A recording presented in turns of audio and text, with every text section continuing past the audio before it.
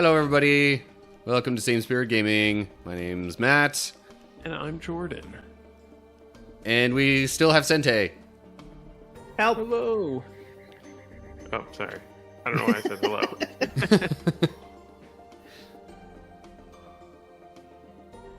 So yeah, I'm still playing Earthlock here.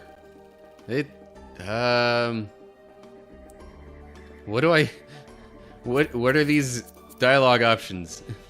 I think you're buying those? Oh, I'm interesting. gonna do experiments.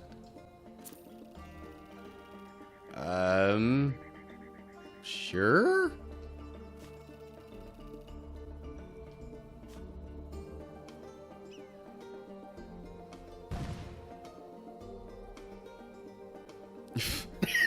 Okay.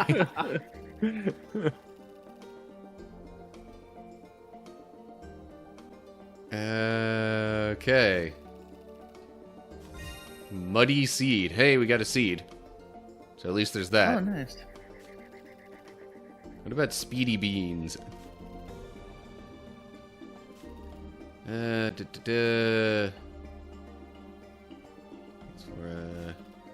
an eager scholar who knows plants.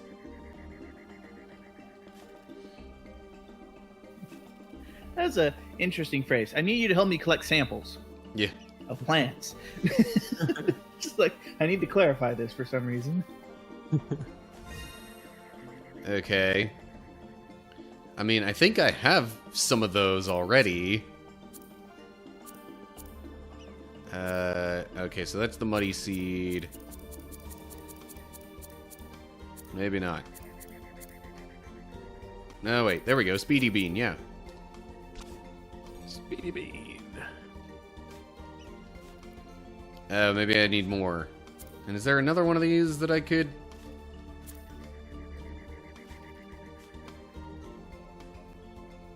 Oh boy, here we go again. Maybe it's each one that... Yeah, maybe he just uses them one at a time. Another muddy seed. So, yeah, now I don't have any more of those in my inventory. So it's sort of the seed lottery.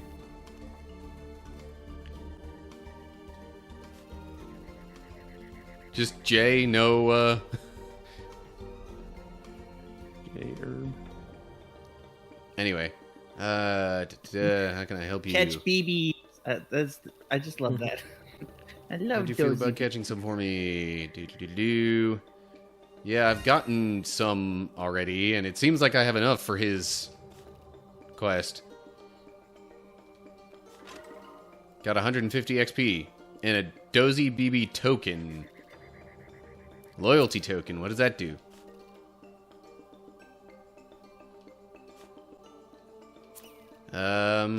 Also there's a shop here. May lead to something valuable. Huh. Poison cure might be helpful, though. That's true. So many things I can't afford. So I'm gonna get one poison cure, and... So we'll enter the swamp, promptly use it, and be like, why couldn't we afford more? I mean, I could buy a second one. I mean, it's up to you. I'm just thinking about what usually happens with game design, where it's like, okay, what do you put in the swamp? Poison. Alright, fine. Second one, just in case. I will forego the treasure maps at the moment. I assume that's another character we're gonna eventually...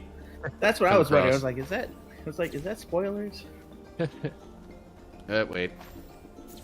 What is this? Speedy bean. Oh yeah, how many did we need for that side quest thing? 10. Okay, I have 5 out of 10.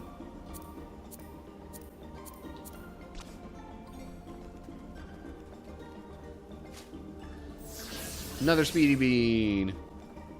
But man, just I can't help but kind of gush over it again. This game's like what it looks like, the character designs. I love it. Yeah, I agree. And I got it for free when Xbox Live Gold was still a thing. I think I missed this one for that month. Yeah, don't it have just popped up like right at the tail end before they changed that to Game Pass Core. It's kind of frustrating. There's a lot of really good games that they came out on Xbox, and because of that, no one's heard of them. Yeah, that's true. And I don't know why that is. I would feel like as an Xbox, you would have more, but maybe it's just because a lot of RPGs, when you want to play an RPG, you don't think to go to your Xbox. Yeah, that could be. But they ported over a lot of Final Fantasy, and like Matt was talking about Kingdom Hearts, that's on Xbox. So I actually do have quite a few now.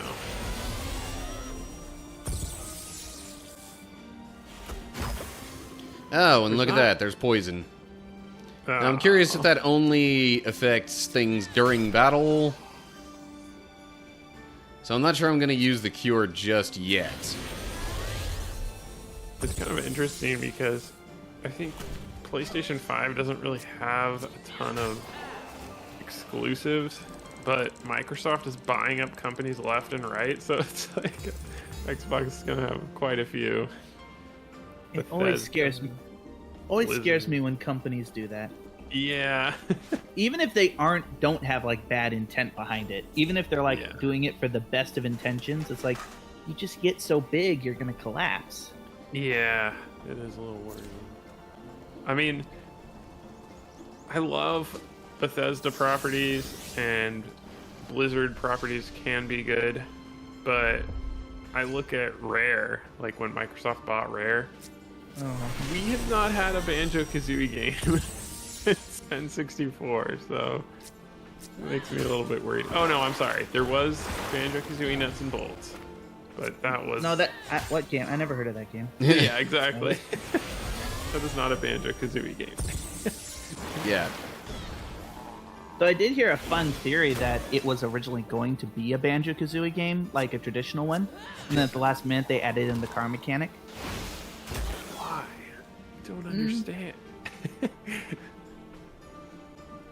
I was told by our other friend that I should try it with not being a Banjo-Kazooie game in mind. Like if you just forget that it has anything to do with Banjo-Kazooie and just play it as like a card type game, it's actually pretty good, but it's really hard to do that. Oh yeah, no, as far as gameplay goes, it was a solid game. The problem is they put the Banjo-Kazooie name on it. Right. And it's not a Banjo-Kazooie game. Exactly. Yeah, I think the most frustrating thing is that they make it's this big open world, but there's a lot of dead space in it, where there's clearly nothing going on. Yeah. And that's an entirely different game franchise. Dead Space?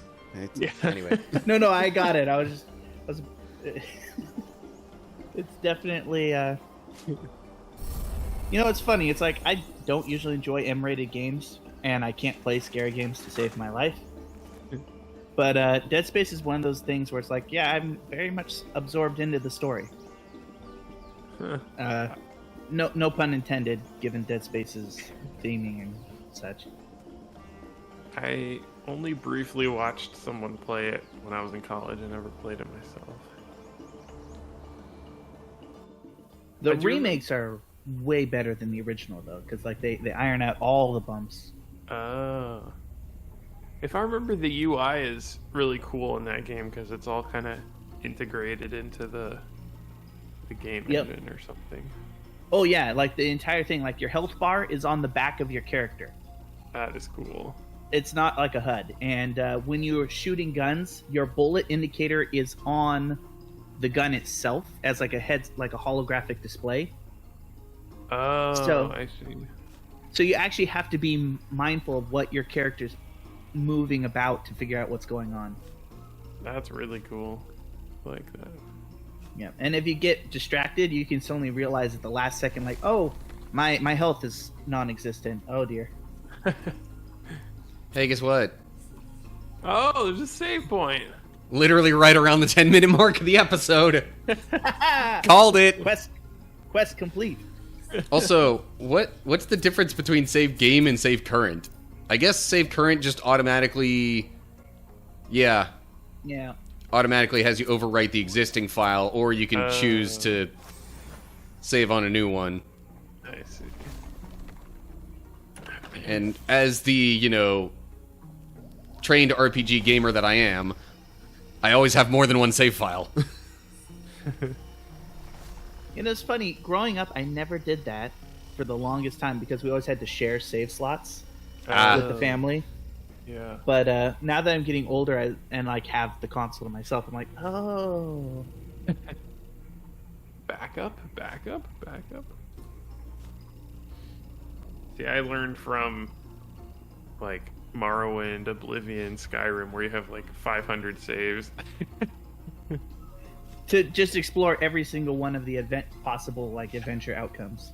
Yeah, or if you get stuck in a really bad situation, you can go back like 3 saves and not lose too much progress. Yeah, I will say though, those games I have such a hard time playing. Like the Bethesda games, not because they aren't fun, but it kind of ties back into loot, where it's like you can only carry so much loot at one time. Oh yeah, that's true. And it hurts me. I told Matt I was thinking about, and I think I've even said it on the show, I'm thinking about doing a 10 Commandments Skyrim run where you can't kill other people, you can't steal, you can't lie. I don't know if it's even possible to beat the game, but it'd be kind of interesting to find out. I mean, it would probably work up until the final boss, because then you have to kind of kill the final boss. Yeah, but... which is fine. I'd be happy with that. If I made it that far and just have to stop, that's fine. I know in Oblivion it's not possible. You have to kill people. With Skyrim, I think it might be possible. Well, between stealth and I think there's like sleep magic, right? Oh, yes. Yeah, that's right. I think between the two of those, you could probably circumvent most of the encounters. Yeah. Well, I was thinking you could kill, like, undead and animals and, like, monsters. That would probably be okay, just not, like, people, I guess. That makes it a little easier. That makes sense. Although, now that you mention it, I wonder if... Huh, that's kind of interesting. I should probably try it first before trying on the show. See how it goes. But I have not played Skyrim in a long time. Yep. I remember when I first played that, I didn't even get out of the first dungeon. Oh, really? Well, I was just minding my own business, because like back then I had a crippling fear of undead. Oh, yeah. So imagine the terror that hit me as soon as I went around the corner 5 minutes in and there was a headless zombie. Yeah. I was just like, I'm done. I can take the rats, but... That's kind of the other reason why I've been hesitant, because so far we've mostly stuck to more family-friendly stuff, so... Yeah, I kind of go back and forth on that, too. Don't want to start playing super violent horror games or anything. Like, that's definitely not my thing. Yeah. I mean, they are fun to a certain extent. Yeah. But... I don't know. Funnily enough, it's usually not the horror that scares it, that gets stuck in me and troubles me. It's usually just the like behavior of the characters themselves. Oh, yeah. A weird nuance, but yeah. I mean, I don't get scared by horror games, but I don't know if you said it on recording or not, but you were just saying like when. And I kind of agree. It's like when I sit down and I'm going to play a video game, I don't want to feel like blah afterwards. I want to feel like good and happy, and it's like relaxing, and so it's just It's not, you want to. It's not like it's not the scare factor. It's just like I want to feel good, like relaxed, and yeah. Horror games don't do that for me. Okay, not to interrupt the conversation, but I just realized in this game that I can actually, like, deal damage while stealing stuff. Oh. Well, that changes a lot. What At least you'll have all the loot. What I have not figured out is where to go. Also, by the way, I feel that same way about movies. I don't like horror movies and depressing movies. Yeah. I think that was actually the biggest frustration for me when I watched Inception. Oh, yeah. The movie was great, and then the ending they purposefully leave ambiguous, and I was like, how dare you? But I thought, I haven't rewatched it to confirm, but I thought I read somewhere at the end of the credits, they make a sound of a top falling over. Yeah, the director came out and explained, yes, it fell over, people calm down. Okay. But it just leaves you in such a suspense, and not everyone waits till the end of the credits. Yes, I did. And so I was just like, that's not okay. Yeah, there's some movies out there that people are like, oh my gosh, it's so good, but it's so depressing. I'm like, all right, well, I'm not going to watch it.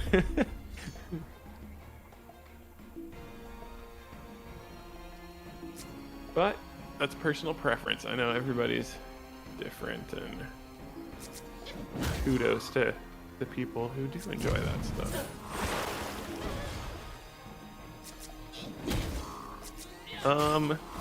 Should I get to the passage of the day? No, Yeah, because I'm kind of not sure exactly where I'm going in here. all right. Let's see here. Can you pick up those frogs? I tried, but it doesn't seem like it. Fair enough. And yes, Oh, I even do we tried have- changing to Gnart first to see if it would. Do we have to talk to that person? Maybe? I already did, and got a side quest from it. Oh, okay. I can never quite tell. Sometimes it's like, oh yes, this is totally this, that, or the other thing. And then other times it's like, no, this one ambiguous looking person was key to the entire progress of the story. I will also confess, the way that I have my room set up here, I've got sun, like, coming through practically onto my face, and it makes it a little harder to actually see what's on my screen.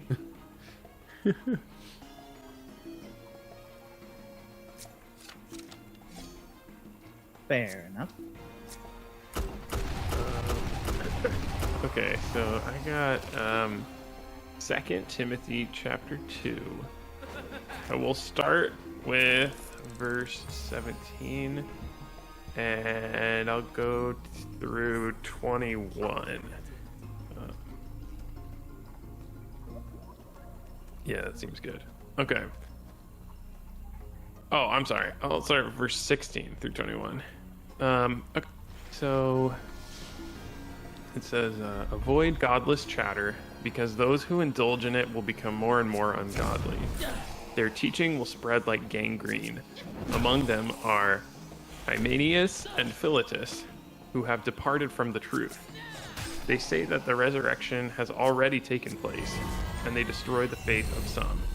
Nevertheless, God's solid foundation stands firm, sealed with his inscription, "The Lord knows those who are his," and everyone who confesses the name of the Lord must turn away from wickedness. In a large house, there are articles not only of gold and silver, but also of wood and clay. Some are for special purposes, and some for common use. Those who cleanse themselves from the latter will be instruments for special purposes, made holy, useful to the master, and prepared to do any good work. So that section is actually called Dealing with False Teachers. And I tried to look up who exactly Hymenaeus and Philetus are. They're only mentioned a couple times through 1st and 2nd Timothy, so I assume they're just false teachers. And it says they they say that the resurrection has already taken place, like the second coming. And so I think it's so crazy that this is in the New Testament. Like, there were already people saying that the second coming had already come, because, I mean, there's countless stories of other people saying the same thing through recent history. So, yeah, I don't know. I just thought that was really interesting, but something that's repeated throughout the New Testament and even here in a certain way is that the Lord knows his own, and if you are rooted in truth and have a solid foundation, you will know the false teachers, kind of a thing, which is what that large house kind of with gold and silver and wood and clay type of thing is talking about, I think,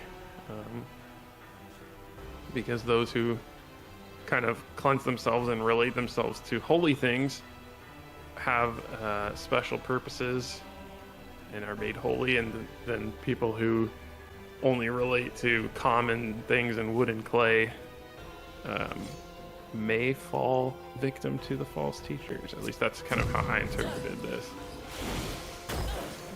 Yeah. Yeah, no, that makes sense. It's just like you said, it's the idea that we are set apart. And so when something is made for a specific purpose, you don't misuse it for something else. It's, you know, it's like you don't use your lawnmower as a towing vehicle. Hopefully. I mean, if you can, I'm very impressed with that lawnmower, but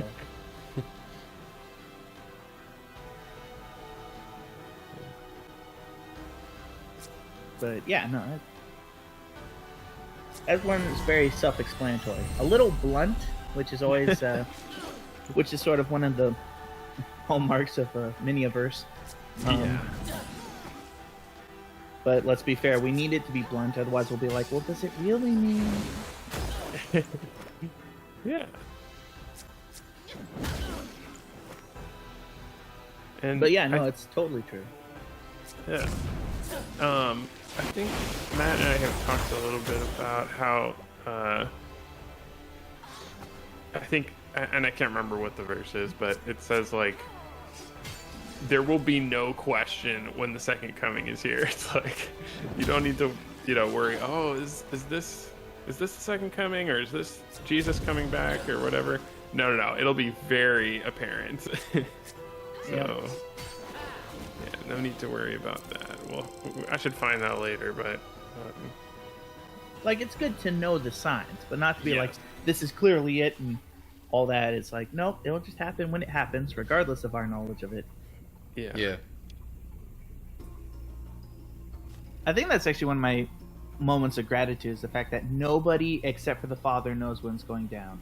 Not even Jesus. Oh, yeah. That's true. It's like, that's just... Because if you think about it, that God is literally keeping the secret from himself. Yeah. It's like, well... Can't get much more confidential than that.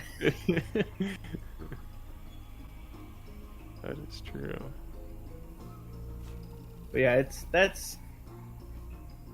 it actually ties back to what we were saying during the first episode of this, when it's like we don't have to understand everything.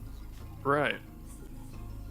Yeah, that's a hard thing for some people, like just letting go, and there's also a lot of verses about, like, being anxious about what tomorrow brings, and it's like, I think a lot of being a Christian is just learning to let go and put it in God's hands, and I don't need to know everything, but just trust and have faith. It's a hard thing to do. Simple, but difficult. What was that line from... Oh, no, I'm not going to look that up. That's going to be too long. But it was in Kung Fu Panda, and I know this isn't a scriptural source, but it's a great quote on this, where Master Shifu and... what's the turtle's name? Well, I the know turtle. exactly what you're talking about, and I love it. But please continue. But yeah, it's like he basically says something about like, actually, I can just pull it real quick. But he talks about there being the illusion of control. Yeah.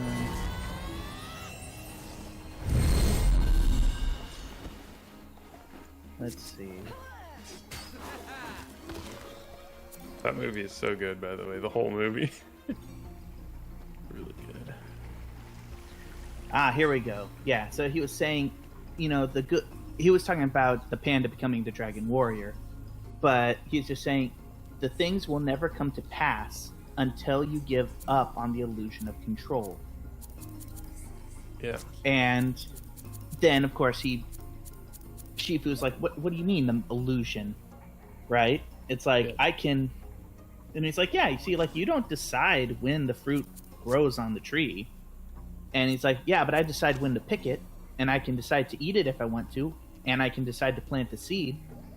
That's not an illusion. He says, yes, but you can't decide what grows. It's always going to be whatever the seed is. Yeah. And that's one of the biggest problems for a lot of Christians, myself included, some days, where it's just like you can't decide what the day is going to bring or where you're going to have to go in life. I mean, right now is a great example. I'm currently working in retail, and I'm trying to get a job in insurance. It's a completely different path choice. Yeah. Makes no sense. Like, where did one come from the other? But And who knows? You could wake up tomorrow and a job in a completely different sector of the market could appear, and it's a great opportunity. That kind of stuff has happened to me. I mean, I grew up on the West Coast, spent my entire life there, and just like randomly this job opportunity appeared in a completely different area of the country, and I got my whole family and we moved, and our whole lives changed and everything's different. Just never know. I think that we made the right choice, and like, you just take the opportunities as they come. Who knows? Tomorrow another thing could happen that changes the whole world. Yeah, it's best not to worry about it.